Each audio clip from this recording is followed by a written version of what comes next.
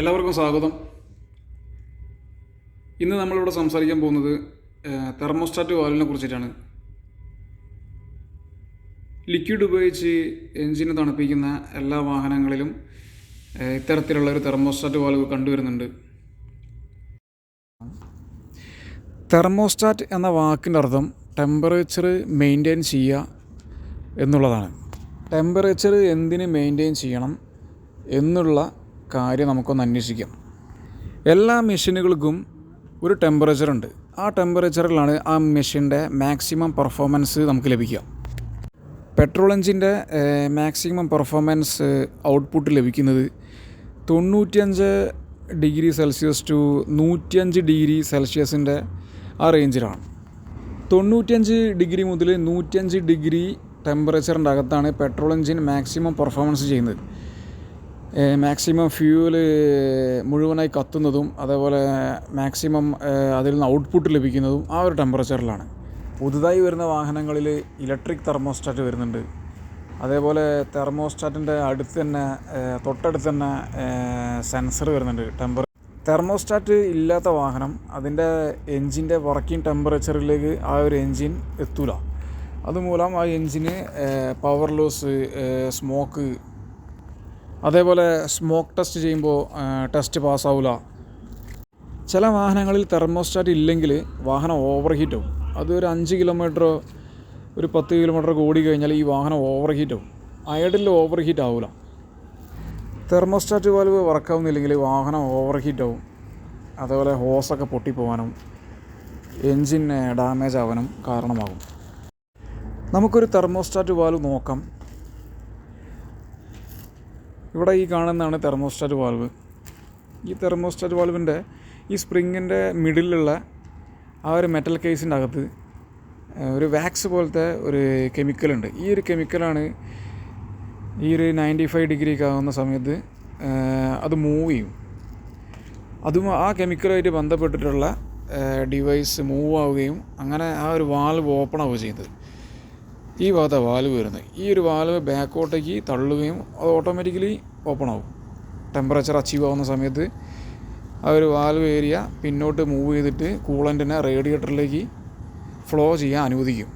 ഈ ഒരു valve work ചെയ്യുന്നുണ്ടോ എന്നറിയാൻ വേണ്ടിയിട്ട് ഇത് അയച്ചെടുത്തിട്ട് ഒരു 100 ഡിഗ്രി സെൽഷ്യസ് ആയിട്ടുള്ള വെള്ളത്തിലേക്ക് മുക്കി വെച്ച് കഴിഞ്ഞാൽ ഈ വാൽവ് ഓട്ടോമാറ്റിക്കലി ഓപ്പൺ ആവുന്നത് നമുക്ക് കാണാൻ സാധിക്കും.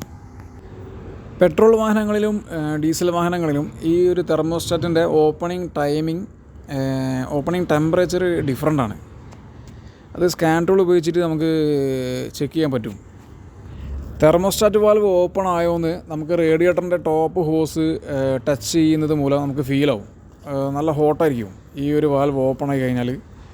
ഇതൊരു മോഡേൺ വാഹനത്തിൻ്റെ തെർമോസ്റ്റാറ്റ് കേസാണ്.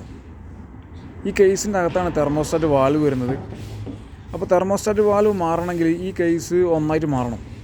അപ്പോൾ ഈ തെർമോസ്റ്റാറ്റ് വാൽവുമായിട്ട് ബന്ധപ്പെട്ടിട്ട് ഒരു സെൻസർ കാണാം അതിൻ്റെ അകത്ത്.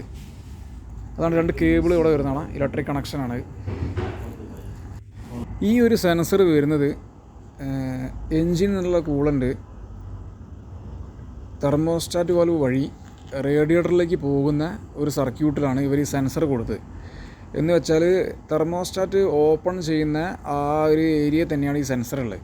അതുകൊണ്ട് ഈ ഒരു വാഹനത്തിന് മനസ്സിലാവും തെർമോസ്റ്റാറ്റ് വാൽവ് ഓപ്പൺ ആയിരുന്നു. കാരണം ഈ hot water thermostat valve open ആയിട്ട് റേഡിയേറ്ററിലേക്ക് പാസ് ചെയ്യുന്നുള്ള ഒരു സിഗ്നൽ ഈ എൻജിൻ ECMലേക്ക് സെൻഡ് ചെയ്യും. അതുകൂടാതെ ഒട്ടുമിക്ക വാഹനങ്ങളിലും ഈ ഒരു തെർമോസ്റ്റാറ്റ് കേസിൻ്റെ അടുത്ത് തന്നെ ഒരു ECT സെൻസറും കാണാം. Engine coolant temperature sensor. ഈ ഒരു സെൻസർ എൻജിൻ്റെ കൂളൻറ്റിൻ്റെ ടെമ്പറേച്ചർ സെൻസ് ചെയ്തുകൊണ്ടിരിക്കും. 95 ഡിഗ്രി ആകുമ്പോൾ തെർമോസ്റ്റാറ്റ് വാൽവ് പതുക്കെ ഓപ്പൺ ആകും. അങ്ങനെ എൻജിൻ കൂളൻ്റ് റേഡിയേറ്ററിലേക്ക് മൂവ് ആവും. ആ ഒരു സമയത്ത് ഈ ഒരു സെൻസർ 95 ഡിഗ്രി സെൽഷ്യസ് ആയിന്ന് ECMന് റിപ്പോർട്ട് ചെയ്യും. അതിൻ്റെ അടിസ്ഥാനത്തിൽ എൻജിൻ്റെ റേഡിയേറ്റർ ഫാൻ കറങ്ങാൻ തുടങ്ങും. റേഡിയേറ്ററിലെ ഫാനിലേക്ക് ECM മെസ്സേജ് അയക്കും. ഫാൻ ഓൺ ചെയ്യാനുള്ള മെസ്സേജ്.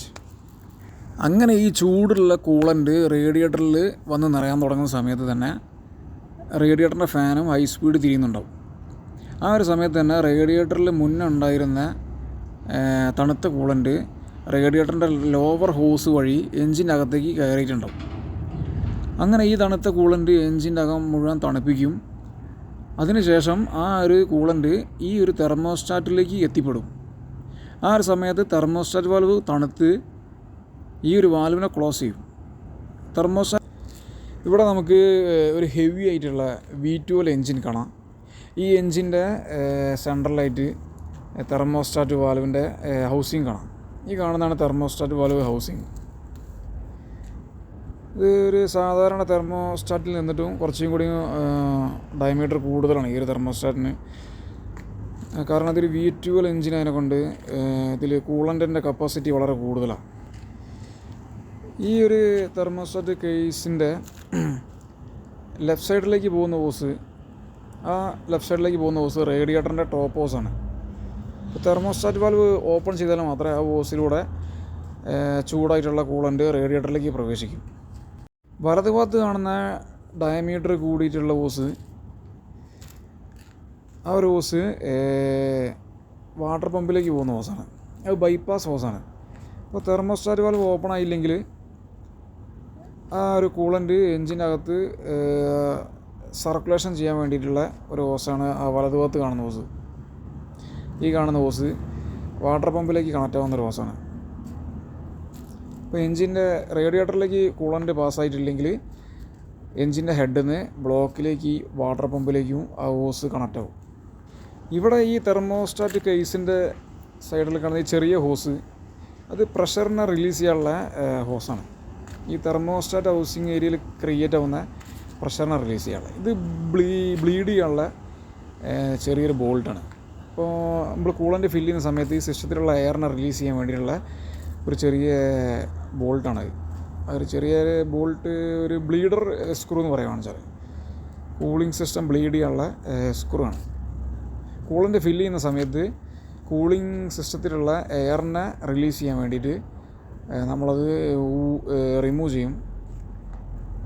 റിമൂവ് ചെയ്ത് കഴിഞ്ഞിട്ട് അതിലെ ഫുള്ള് കൂളൻ്റ് വരുന്ന സമയത്ത് നമ്മളത് ക്ലോസ് ചെയ്യും. ഇതൊരു സാധാരണ കണ്ടുവരുന്ന തെർമോസ്റ്റാറ്റ് ഹൗസിങ്ങിൻ്റെ കേസാണ്. ഇവിടെ ഈ ഇടതുഭാഗത്ത് കാണുന്ന ഈ പൈപ്പുള്ള ഭാഗം റേഡിയേറ്ററിൻ്റെ ടോപ്പ് ഹോസിലേക്ക് കണക്ട് ചെയ്യുന്നതാണ്.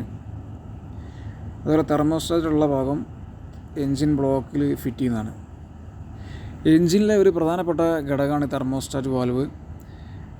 ഒട്ടുമിക്ക വാഹനങ്ങളിലും കോൾഡ് സ്റ്റാർട്ടിങ്ങിൽ എൻജിൻ RPM 1000-ന് മുകളിലേക്ക് പോകാറുണ്ട്. അത് എൻജിൻ പെട്ടെന്ന് വാമാകാൻ വേണ്ടിയിട്ടും അതേപോലെ എക്സോസ്റ്റ് പെട്ടെന്ന് വാമാവാൻ വേണ്ടിയിട്ടുമാണ് അങ്ങനെ ഒരു ഡിസൈനിങ് അതിൽ കൊടുത്തിരിക്കുന്നത്. ഈ റേസായി നിൽക്കുന്ന എൻജിൻ ഓട്ടോമാറ്റിക്കലി ഒരു 10 സെക്കൻഡ് 20 സെക്കൻഡിന് ശേഷം ഓട്ടോമാറ്റിക്കലി ഒരു 800-700 RPMത്തിലേക്ക് എത്തും. അതിനുശേഷം ഈ വാഹനം നമുക്ക് യൂസ് ചെയ്യാം. രാവിലെ വാഹനം സ്റ്റാർട്ട് ചെയ്ത് നമ്മൾ യൂസ് ചെയ്യുന്നതിന് മുന്നേ വാഹനത്തെ വാം ചെയ്യാൻ വേണ്ടി നമ്മൾ കുറച്ച് സമയം അലൗ ചെയ്യാം. ഈ ഒരു വീഡിയോ എല്ലാവർക്കും ഇഷ്ടപ്പെട്ടാൽ ലൈക്ക് അടിക്കുക.